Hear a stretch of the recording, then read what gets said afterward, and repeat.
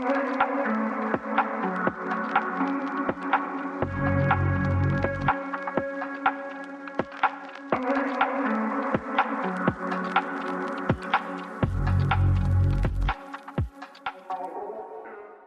and welcome back to another episode of the Grow Through It podcast. My name is Julia, and today we are getting real with ourselves.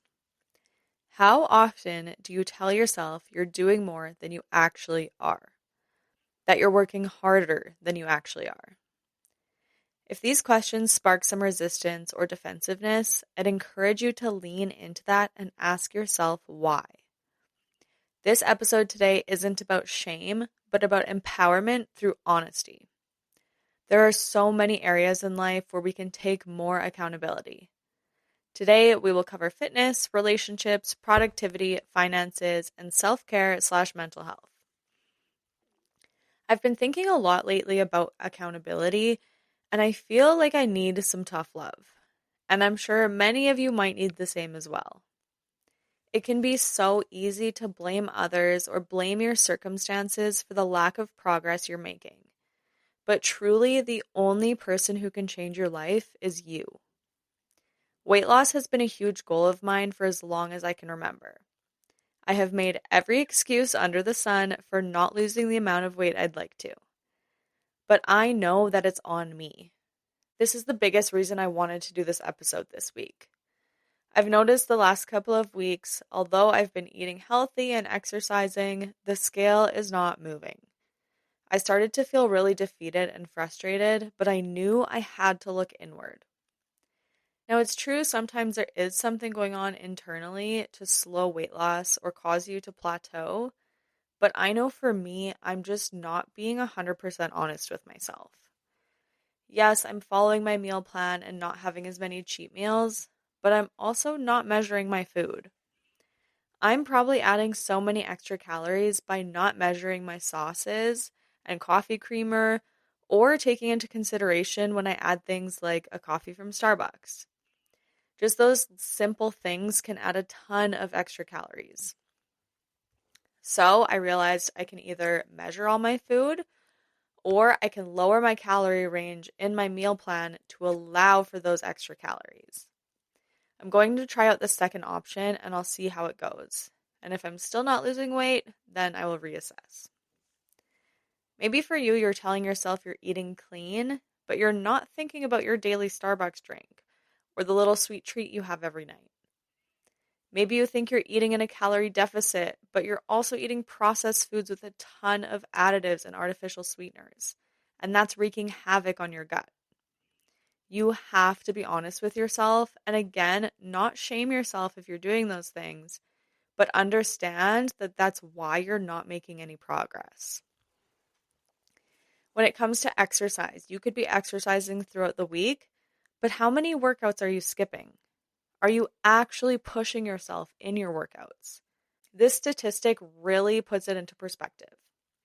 If you miss 3.5 workouts per month, that's 10% of the year you didn't work out. 7 days a week of not working out a month equals 20% of your days over the year that you did not exercise. I'm not saying you have to exercise every single day, although I think there's definitely a lot of benefits to that.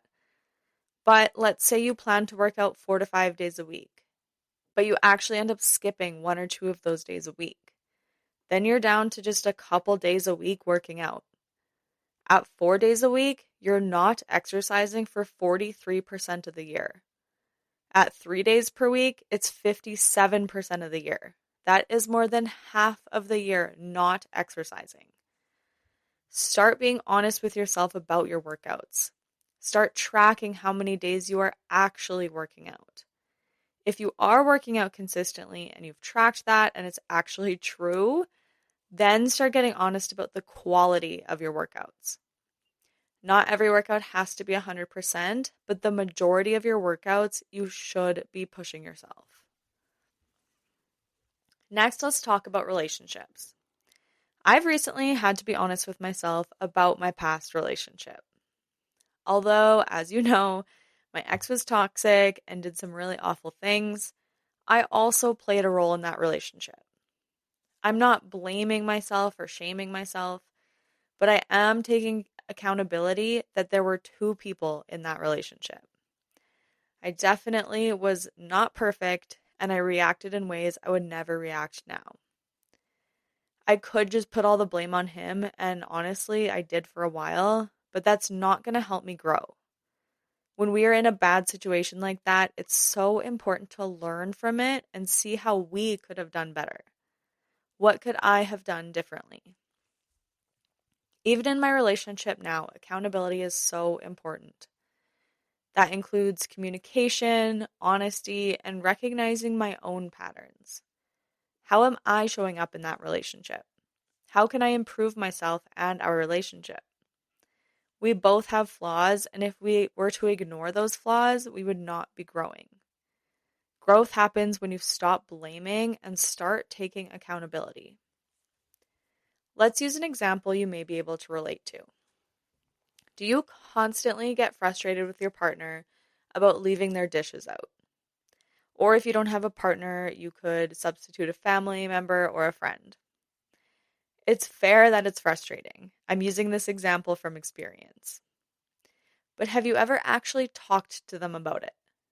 I was getting frustrated every time Paul left his dishes in the sink. And it was only the other day that I told him that it really bothers me and I'd prefer if he put his dishes in the dishwasher instead. And guess what? He didn't even realize. Now he puts his dishes in the dishwasher, majority of the time. Maybe your partner doesn't even know that those little things bother you. Maybe that's just how they grew up and it wasn't a big deal in their household. If you have talked to them about it and nothing has changed, ask yourself why it bothers you so much. Is it really that deep? If it truly is a big deal to you and you don't think you can get over it, then have another conversation. But I think it's important we consider our role in it too. Is it really that big of deal, or can you deal with it? Another example could be about communicating with your partner. Maybe every time you tell them about a problem, they go into fix it mode. I think every woman can relate on this one. Men seem to always want to fix the problem, when really all we want is to just rant about it for a little while. Have you ever actually communicated to your partner what you need in that moment? Literally tell them, I don't need a solution, I just want to talk it through with you. If you are not communicating your needs to your partner, you are contributing to the frustration maybe just as much as them. Next, let's dive into productivity. You could be making a ton of excuses when it comes to this. I didn't have time. I have too much going on. But really, are you making the time?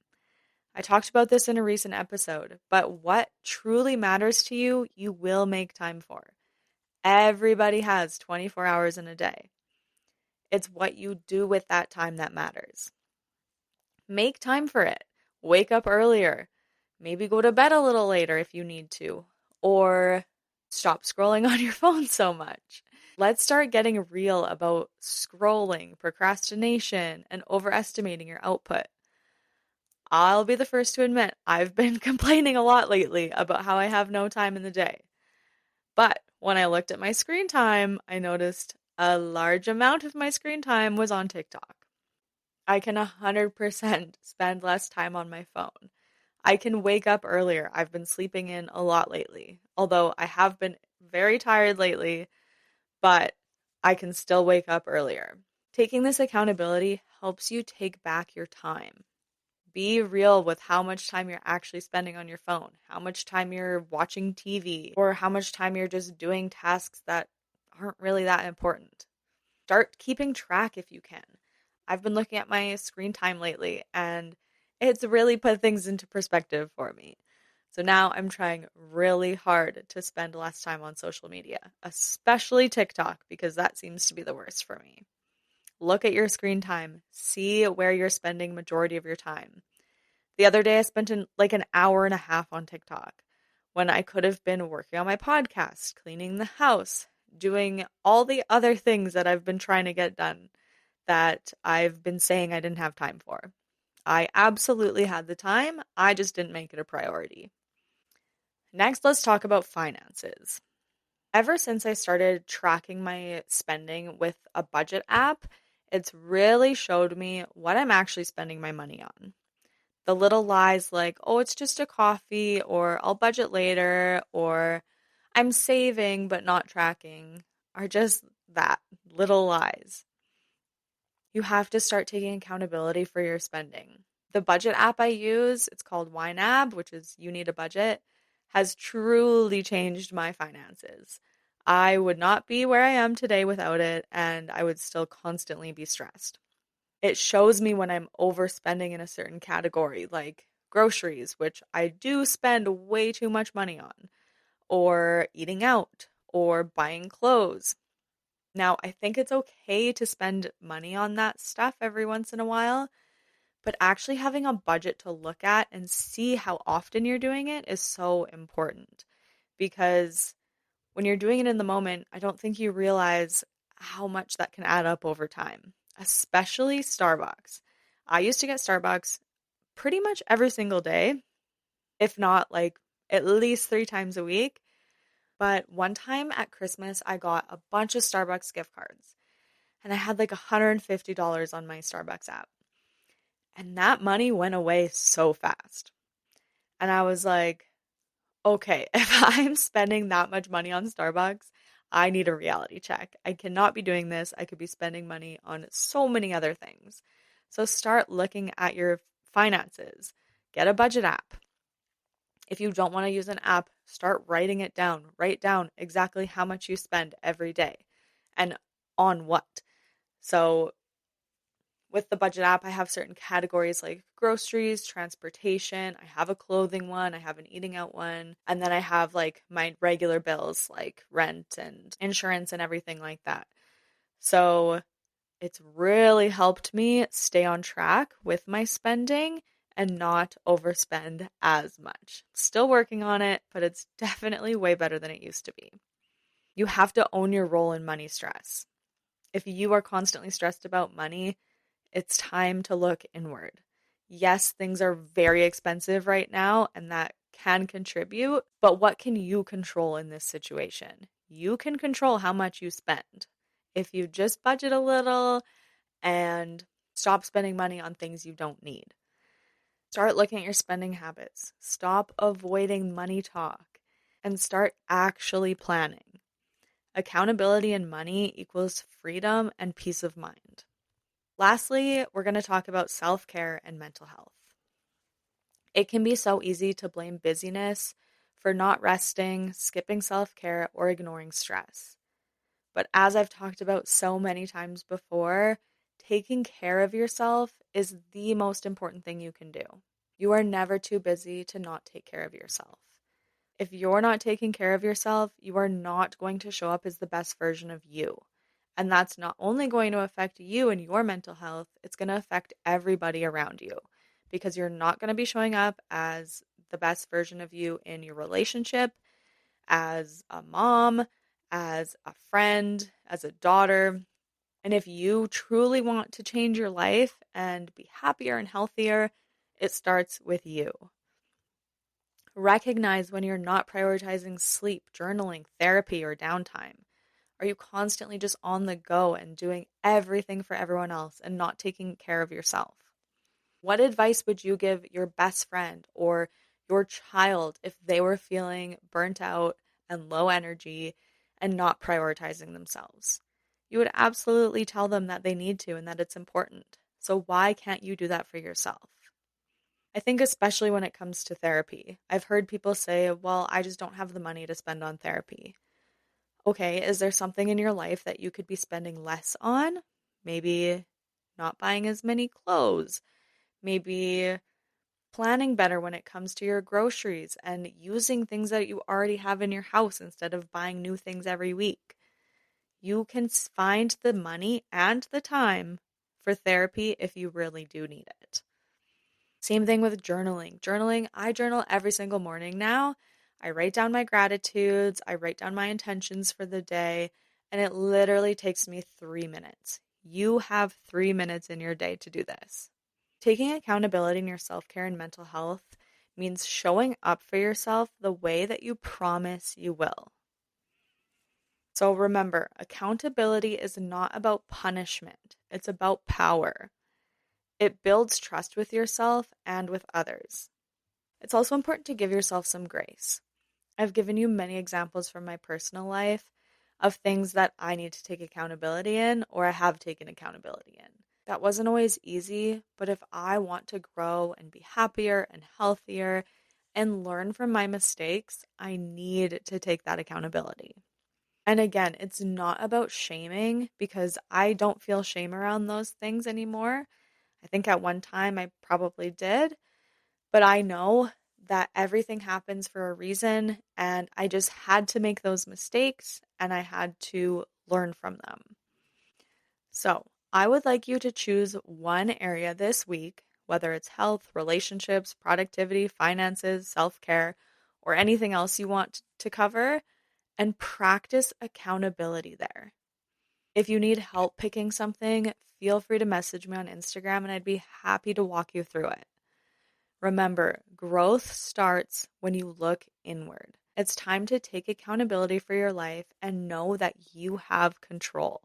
Although there are always going to be things out of our control, what we can control is how we react to things and how we move forward. That is it for today's episode. If you enjoyed this episode, please rate, review, follow, or subscribe to this podcast and share it with someone you think would benefit from it. If you have any questions, feel free to DM me on Instagram at growthroughit.pod or use the link in the show notes to anonymously ask questions or suggest future topic ideas. Thank you guys so much for listening and remember that you are worthy. See you next time.